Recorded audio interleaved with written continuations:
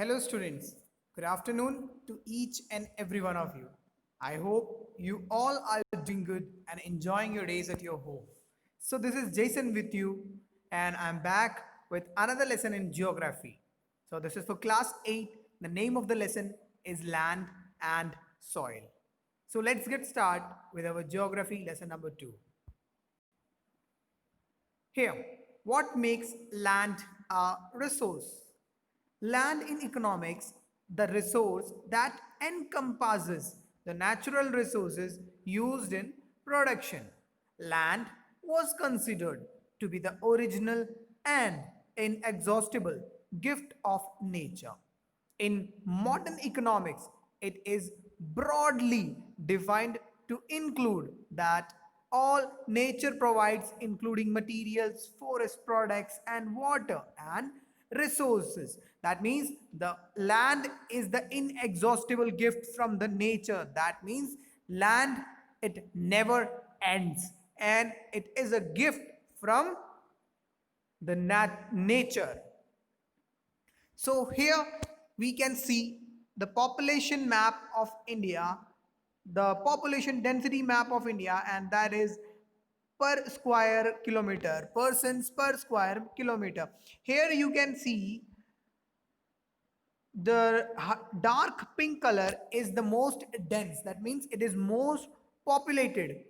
Then some lighter pink color are there, and wherever the lightest pink is there, it's below 100. So you can see the map of India where the darker yellow, darker pink, one in Bangalore, one in Kolkata, uh, somewhere else. Yes, Mumbai is here.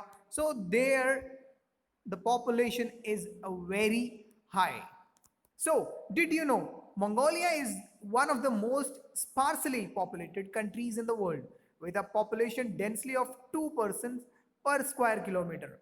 Most of Mongolia consists of uninhabitable terrain like deserts and mountains, which are also unfit for cultivation. In addition, winters in the country are long and harsh. Basically, Mongolia जो है वो सबसे populated यानी बिल्कुल भी populated area नहीं है, और वहाँ पे जो गर्मी है वो बहुत ज़्यादा है और कल्टीवेशन वगैरह कुछ नहीं होता है. So, how do people use land worldwide? लोग किस तरह से lands को use करते हैं? There are two main uses of agriculture land. One is arable arable farming, which is land dedicated to growing crops, and pasture land, which includes meadows and pastures used for livestock rearing. So about 70% of the earth's surface is covered by water. You all know that. And only 30% by land. So 90% of the world population live on just 30% of the land area. यानी हमारे अर्थ की जो population है उसका 90% हिस्सा वो हमारे 30% land पे रहता है. That is around 9% of Earth's surface, with the rest of the land being either sparsely populated or not populated at all. People use land. What are the reasons people using land? People use land for farming, forestry, mining, building houses, construction roads, and setting up various industries. These applications are broadly termed as land use. Some pieces of land are good for agriculture, while others are suitable for construction purposes. Here, some are some of the examples that the world uses for the land. Here, the following example shows the land use pattern. This is the land use pattern around the world.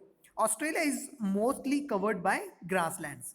Therefore, it uses 56% of its land as pasture. Due to its fertile northern plains, India has a huge tract of arable land. In fact, the country utilizes the highest percentage of its land, 50%, 57 percentage, for farming.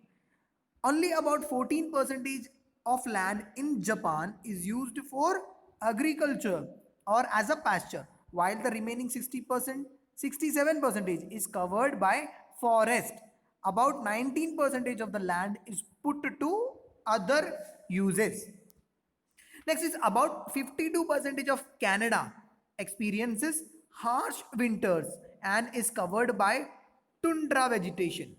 This area is barren and hardly put to use. यानी ये जो area है बिल्कुल बंजर है और use बहुत ही कम होता है.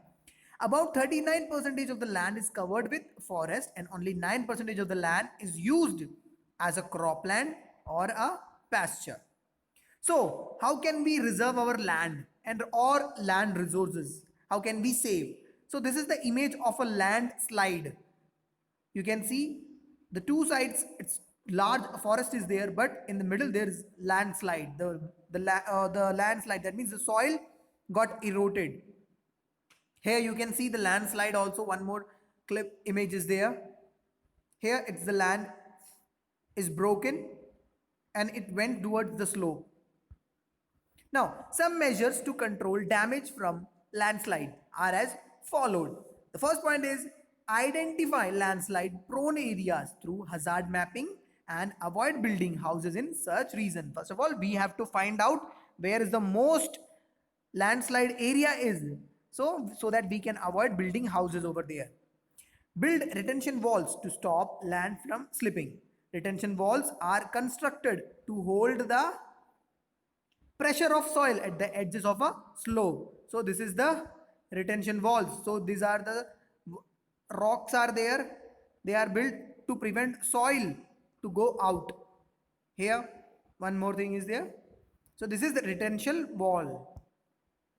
Now increase vegetation cover to curb landslide. That means increase, we have to increase the vegetation to avoid the landslide. Here you can see these all are the area where the trees are grown. Here you can see a blue line, underground water level is there, and slip surface. This is the slip surface. You can see the red dotted area.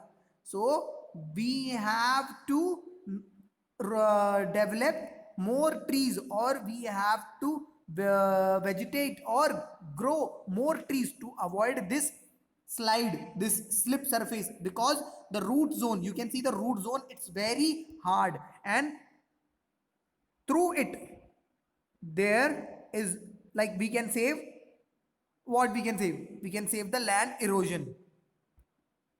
Next, build surface water drainage control system to regulate the movement of landslide along with water, rainwater and spring flow. So we have to make these types of water drainage to control the landslide also, because if we control like this, the land should be very easy, or the land should be safe from erosion or slide.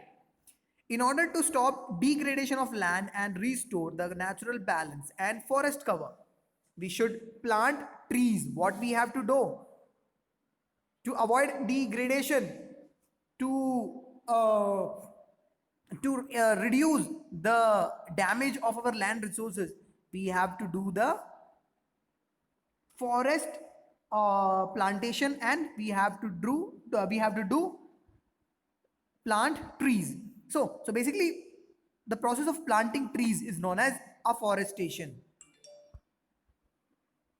Next, what factors determines the soil of a place? So there are some factors from which we can determine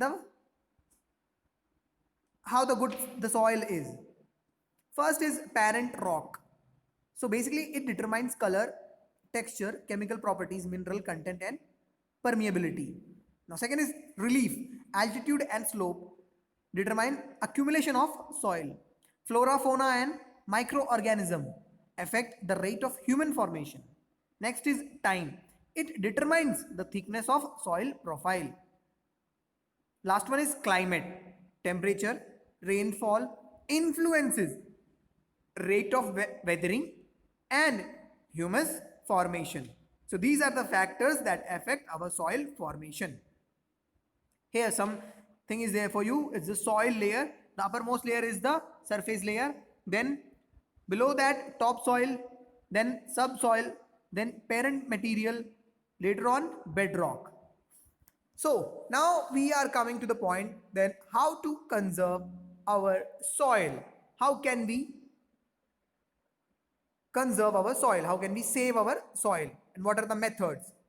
This is the number one method. here, and we can say is multation. This is the thing. Here what will we see, and we are going to read what is multation. Many materials are used as mulches, which are used to retain soil moisture, regulate soil temperature, suppress weed growth, and for aesthetics. They are applied to the soil surface around trees, paths, flower beds to prevent soil erosion on slopes, and in production areas for flower and vegetable crops. Second one is a counter barrier. Counter barriers are counter strips. ये क्या है? Strips की तरह है, which intercept downslope flowing water and soil particles. यानी जो ऊपर से नीचे की तरफ पानी बह के आता है उसको ये रोकता है. These barriers slow down the water movement. First of all, what they do, they slow down the water movement and reduce its erosive force. और मिट्टी को उखाड़ के ले जाने वाली जो उसकी फोर्स है उसको वो क्या करता है? रोकता है, कम करता है. They also filter out and trap many of the suspended soil particles, keeping them from being washed out of the field. यानी खेत से वो मिट्टी जो है, जो हमारी अच्छी मिट्टी है, वो चली ना जाए, इसलिए क्या बनाते हैं? Counter barrier. Here you can see the image. The water flows. If a rain comes, water flows from up to the down in the soil. It will erode. Here we can say is terrace farming. This is terrace farming. Next is rock dams. This is the image of a rock dam. Here you can see the another image. So we will come into the definition of rock dam. Small barriers or dam constructed of stone, bagged sand or gravel or other durable material across a drainage way. And what is the purpose to build a rock dam? To reduce erosion in a drainage channel by restricting the velocity of flow in the channel. Now next is terrace farming. Terrace farming refers to the act of creating steps, like we go to our stairs to the कहाँ जाते हैं हम? छत पे जाते हैं तो सीढ़ियों पे चढ़ के जाते हैं. So that is what? It's a terrace. Creating steps or terraces on mountain slopes to carry out farming activities. Each level consists of various crops being grown. The advantage is that rains do not wash away the nutrients altogether, but they are pushed down to the lower level. So when the rain comes, obviously when the hard rain or the harsh rain come, the mountain, the soil from the mountain, it will come down. So to avoid all these things, to avoid, basically they will come. Yes, we will not say that 100% of you can save 100% of your soil, lekin you can save some nutrients of your soil by terrace farming. This is the image of terrace farming. ऊपर से बारिश होती है ना तो पानी एकदम से बह के नहीं आता, बल्कि ऐसे सीढ़ियों में टकरा टकरा के आता है और बिल्कुल धीरे जाके रुक जाता है. Now next is shelter belts. In general, shelter belts are strips of vegetation composed of trees and shrubs grown along the coast to protect coastal areas from high velocity winds and also from devastations like the ones caused by tsunami. They also serve the purpose of sand binders and prevent sand erosion. Basically ये देखो इस तरह से यहाँ पे कहीं से भी किसी भी तरीके से आंधी चल जाए, हवा चल जाए, ये मिट्टी उखाड़ के नहीं ले जा सकती, क्योंकि यहाँ पे पूरे अलग अलग लेवल पे पेड़ बने हुए हैं और पेड़ ये क्या करते हैं? हवाओं को, आंधियों को क्या करते हैं? रोकते हैं, मिट्टी को उड़ा के ले जाने से. अगर कोई सुनामी या इस तरह से कुछ भी आता है तो भी ये जो मिट्टी है, मिट्टी का जो न्यूट्रिएंट्स है, जो भी इसके अंदर मिनरल्स हैं, वो भी उसको उड़ा के नहीं ले जा सकता, because they are the levels. देखो आप देख सकते हैं इमेज में अलग अलग लेवल पे प्लांट्स, पेड़ पौधे लगाए हुए हैं, नीचे कृषि हो रही है, जो जमीन है उस पर क्रॉप्स उग रहे हैं, लेकिन उसके साइड में जो बैरियर बना हुआ है वो क्या है? उसको हम शेल्टर क्या बोलते हैं? शेल्टर बेल्ट्स बोलते हैं. तो ये क्या है? स्ट्रिप्स होती हैं, जिससे कोई भी आंधी आ जाए, तूफान आ जाए या सुनामी आ जाए, बहुत तेज आंधी चल जाए, तो जो जमीन पे जो मिनरल्स पड़े हैं या फिर जो जमीन पे जो मिट्टी है वो उसको उड़ा के नहीं ले जा सकती. So that is all from our chapter from geography. So I hope you all understand. I will share the this PPT with you. Also I will share the question answers with you, and that's all from our chapter. Till then, take care. Bye bye.